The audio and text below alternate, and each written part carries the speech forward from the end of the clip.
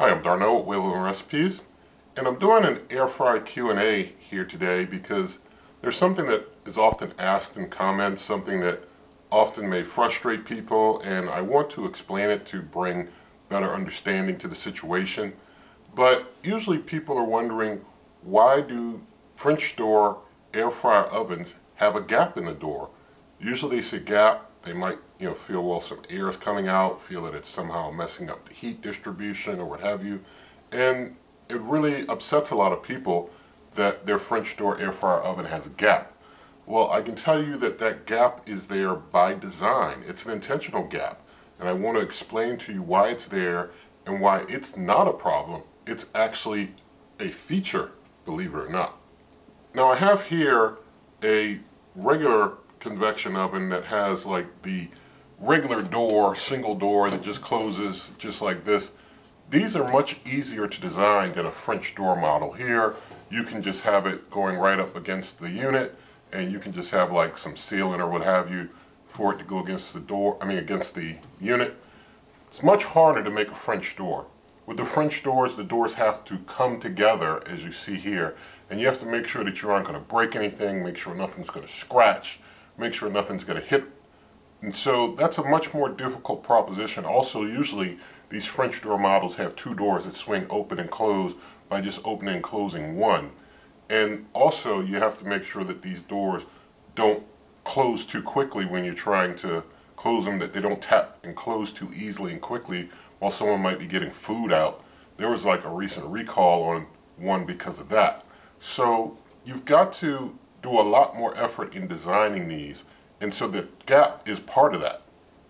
And since you have glass on these doors, you have to keep in mind, if these doors were to somehow come together, swinging maybe hard together or something, or scratching or kind of hitting each other the wrong way, the glass could be impacted adversely. The glass could be cracked, shattered. You don't want that.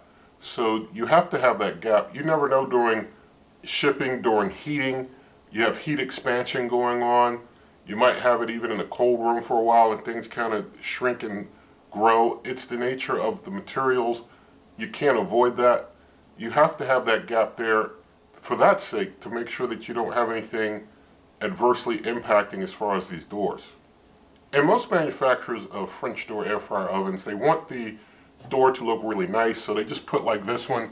They'll put like some metal strip between the doors. They don't want to put anything too bulky that would turn off anyone and make them look not as nice. The whole idea of the French door air fryer oven is to have something that looks really nice. And so you wouldn't want metal scraping against metal with those kind of metal tabs on the door. One company does things a little differently. Caloric will have like some bigger pieces of plastic there where the doors come together to try and ensure that nothing happens. Even theirs have gaps though in the door. It's a smaller gap that they are able to do because of how they set up things with the plastic, but it's still a gap. All of these French door air fryer ovens have some degree of gap, and so if you're going to have like metal together there, you want that to not impact one another. With like caloric, they can do the plastic thing and bring it a little more together, but there's still that gap. And even if you have one of these on like an uneven surface, even though you should always use them on an even surface, if you've got French doors and you're on an uneven surface, you might tweak those doors a little bit. If they're too close together, that could also cause scratching and issues. Now, I've done plenty of reviews of French door air fryer ovens here on the channel. Reviewed this one, reviewed that one. It's not a French door too, but there's lots and lots of videos here on the channel. You'll see the count at the time I put out this video on the screen, but also covering well over 100 different countertop appliances. So a lot of those have been French doors, certainly not triple digit French doors, but a lot have been French doors. And I found with those, usually they're able to maintain their temperature on par with other types of air fryer ovens. And I think maybe in the early years when I was first reviewing them, there may have been some that seemed to have more heat leakage out the front than the more modern ones. I think with the more modern ones, it's not been much of an issue at all as far as assuming that there's going to be more heat loss out the front. These are able to hold the heat in pretty decently. and do a pretty decent job from the testing that I've done. Also, in my reviews, I do test cooks and I show you how things basically cook front to back and such. All convection ovens usually cook more in the back than the front. That's just usually the nature of them. But usually the French door ones today are not any worse or better than the ones that have this type of a regular single door. Now, there are some cases where the manufacturers utilize the gap in between the doors to help with maintaining temperature. They use that extra airflow the same way that the unit has air holes all around it and in the back. They may use that gap in the front also as part of the heat regulation, intending for some heat to go out the front as part of the process of the normal heating, and everything's been calibrated to count on there being that gap in the front. But the point is that the gap is in all the French door air fryer ovens. Some may be more to one more degree than the other, but don't fret over it. Make sure that your food is cooking at the expected time and temperature that you prefer.